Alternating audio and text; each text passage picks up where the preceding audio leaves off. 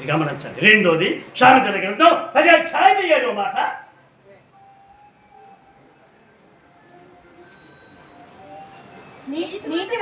నీతిమంతుని జ్ఞాపకము చేసుకొనుట ఆశీర్వాదకరం. ఎవరా నీతిమంతుడు? ఎవరైతే నీతిమంతుని రక్తములో, ఇది గమనించండి, అబ్రహాము దేవుని నమ్మెను, అది అతనికి నీతిగా ఎంచబడి. నీతి అంటే దేవుని నమ్మకం, దేవుని విశ్వసించినవే. నా దేవుడు ఏదైనా సరే చేయగలిగిన సమర్థుడు, ఏదైనా. గమనించండి, నా జీవితంలో అనే నమ్మకం ఎవరికి ఉంటుందో వారే నీతిమంతుడు. కనుక అటువంటి నీతిమంతుడైన దేవుని భక్తుని జ్ఞాపకం చేసుకోవడం మనకందరికీ ఆశీర్వాదకరమని, ఆ ఆశీర్వాదం పొందుకోవడానికి పని పాట లేకుండా రాలేదు ఇక్కడ. నీతిమంతుని జ్ఞాపకం చేసుకుంటా ఆశీర్వాదకరమని దేవుడు చెప్పాలి. కాబట్టి దేవునికి మనం భయపడుతున్నాము కాబట్టి ఆ ఆశీర్వాదం నాకు పొందుతుంది, ఆ ఆశీర్వాదం నాకు దొరుకుతుంది, ఆ దేవుడు నాకు దొరుకుతుంది అని మనం అందరం ఎంత దూరమైనా సరే ఇక్కడ కూర్చున్నాం. నమ్మిన వారందరూ కీడు చూడకుండా అందుకైతే వచ్చి తీసుకొని పోతాడు. రెండోది నీతిమంతులు మనం జ్ఞాపకం చేసుకోవాలని దేవుడు వారిని తీసుకుపోతాడు. మూడో మాట కీర్తన గ్రంథం 112 పరిశుద్ధాత్మ దేవానికి వందనాలు. 6 లాస్ట్ వారు నీతిమంతులు నిత్యము ఎవరు మర్చిపోయినా సరే ఆయన మర్చిపోదు. సంఘము కానీ, సహవాసం కానీ, అత్త కానీ, మామ కానీ, బామర్ది కానీ, భార్య కానీ. ఎందుకంటే ఆయన దేవుని రక్తములో కడగబడిన వాడు కాబట్టి. హల్లెలూయా, హల్లెలూయా. యెషయా 54:5. ఇది గ్రేసీకి మాత్రమే. నిన్ను సృష్టించినవాడు. గమనించు, ఇంతవరకు జాను గారు నీ భర్త, కానీ ఇప్పుడు కొత్త భర్త వచ్చాడు. ఆయనే ఎవరంటే నిన్ను సృష్టించిన వాడు, నీకు భర్త.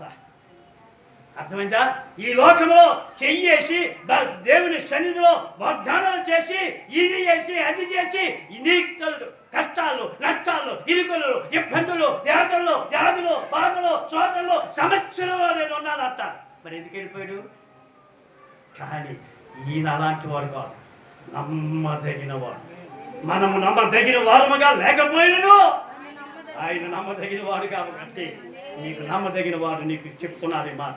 నిన్ను సృజించిన వాడు నీకు భర్త ఉన్నాడు. సైన్యములు అతను ఎలాంటి వాడు మీరు గమనించాలి. మీ ఆయనకి వెలదికి పనే వచ్చు, లేకపోతే ఎక్కువ పనే వచ్చు, కానీ ఈ లోకములో ఉన్న ప్రతి సైన్యానికి అధిపతి అయిన వాడు నీ భర్త. రెండోది యెహోవా ఇశ్రాయేలు జనాంగానికి రాజు, చక్రవర్తిని భర్త. పరిశుద్ధ దేవుడు నీకు విమోచకుడు, నిన్ను బలపరిచేవాడు, నిన్ను స్థిరపరిచేవాడు, నిన్ను సిద్ధపరిచేవాడు, జాడు ఊహలు, జాడు ఆలోచనలు రాకుండా నిన్ను మరిపించిన వాడు. సర్వలోకములో దేవుడని ఆయనకి పేరు. నమ్మిన వారందరూ అటువంటి గొప్ప దేవుడు ఇప్పుడు నీకు భర్తగా ఉన్నాడు. నువ్వు ఎటువంటి విషయంలో, ఏ విషయంలో కూడా నువ్వు భయపడవలసిన పని లేదు సోదరులారా. అటువంటి భర్త కష్టం ఇచ్చినటువంటి వాడు, బాధ ఇచ్చినటువంటి వాడు, వేదన ఇచ్చినటువంటి వాడు మరిపించడా? మీరు గమనించండి. మీ యోసేపు మరి ఐగుప్తు దేశంలో బానిసత్వానికి వెళ్ళినప్పుడు మీరు గమనించండి, తల్లిదండ్రులు, అన్నదమ్ములు, అక్క చెల్లెలు, బంధువర్గాలు అందరినీ విడిచిపెట్టేశాడు. అక్కడ పెళ్లి చేసుకొని మొదటి కొడుకు పుట్టాడు. ఆదికాండం 41 మాట. అప్పుడు యోసేపు నా సమస్త బాధల నుండి నా తండ్రి ఇంటి వారిని అందరినీ నేను మర్చిపోవుటకు నా పెద్ద కుమారుడికి, నాకు జన్మించిన పెద్ద కుమారుడికి ఎఫ్రాయిం అంటే మరచుట. అందుకు మనస్సి మర్చిపోయాడు. మరిపించడానికి ఆయన ఉదాహరణగా ఆయనకి మనస్సు అని పేరు పెట్టుకున్నాను కనుక ఎప్పుడు మరపించాడో పరిశుద్ధాత్మదేవుడు వెంటనే రెండో కుమారుడు ఎఫ్రాయిముగా ఇచ్చాడు. ఎఫ్రాయిము అంటే అభివృద్ధి, ఆశీర్వాదం, దీవెన. గమనించండి. కనుక ఎప్పుడు నీ దేవుడు పరిశుద్ధాత్మదేవుడు నిన్ను మరిపిస్తాడో దాని నుండి ఆయన నీకేం చేస్తాడంటే దీవెన, ఆశీర్వాదము ఇచ్చునుగాక. మనందరము ఆమేన్ అందుముగాక, ఆమేన్ అందుముగాక. హల్లెలూయా. యిర్మీయా 22:10 ఆఖరు. పరిశుద్ధాత్మదేవునికి వందనాలు. ఎవరి గురిండమ్మా? చనిపోయిన వాళ్ళు ఎవరమ్మా? జాను గురించి ఏడొద్దు. ఇదమ్మా అవునా కాదా? జాను గురించి అంతేనా? చనిపోయిన వారి గురించి ఏడవద్దు, వారి గూర్చి అంగలార్చవద్దు, వెళ్ళిపోవచ్చున్న వారి గూర్చి. ఎవరా అలా వెళ్ళిపోయిన వాళ్ళు? చాలామంది దేవుని మార్గము తెలియక, దేవుని వాక్యము తెలియక, నిజమైన దేవుడు ఎవరో అని తెలియక చాలామంది ఈ లోకంలో పోతున్నారు. ఎక్కడికి? వారు కనుకొనని ప్రదేశానికి. అగ్ని ఆరదో, పురుగు చావదు, అలాంటి స్థితిలోనికి వెళ్ళిపోతున్నారు. బాగుపడిన నీవు, ఆత్మ పొందుకున్న నీవు, రక్షణ పొందుకున్న నీవు, ఆ రక్తంలో కనబడిన నీవు, ఆ రక్తంలో భోంచేస్తున్న నీవు చేయవలసిన పని ఉంది. చనిపోయి గురించి అర్థం కాదా? రక్షణ లేని వారికి రక్షణ అందించడానికి నడుము పట్టుకోవాలి. మారుతావా? ఎప్పటికైనా మారుతావా? జాను మరణము మనకు ఒక మార్గదర్శకం అవ్వాలి. జాను మరి మరణము మనకు ఒక కనువిప్పు కలగాలి, ఒక మార్పు రావాలి. చిన్న నా సహోదరి సహోదరుల, నా యేసయ్య నామంలో దండం పెట్టి చెప్తున్నాను.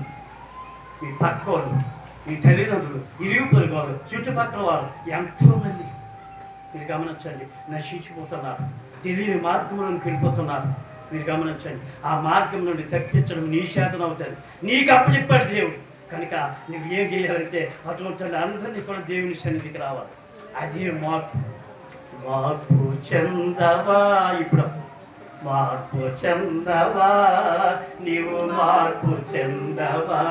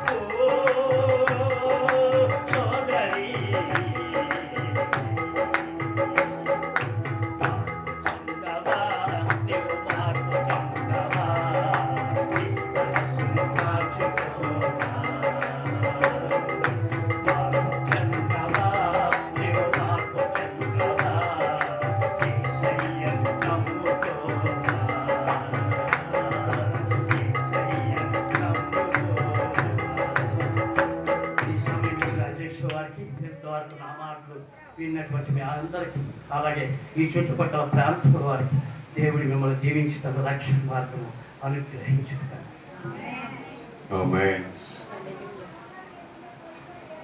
రై గారికి కుటుంబం వరకు నా సాక్ష్యం చెప్పమన్నాం, చక్కగా వాకింగ్ కూడా పూర్తి చేసేసారు. హల్లెలూయా. మరి మన మధ్యన డాక్టర్ ప్రభాకర్ రావు గారు దేవుని మాటలు చెప్పడానికి ఈరోజు మనం ఆహ్వానించాము. డాక్టర్ గారు వచ్చి కొన్ని మాటలు చెప్పమని కోరుకుంటున్నాం.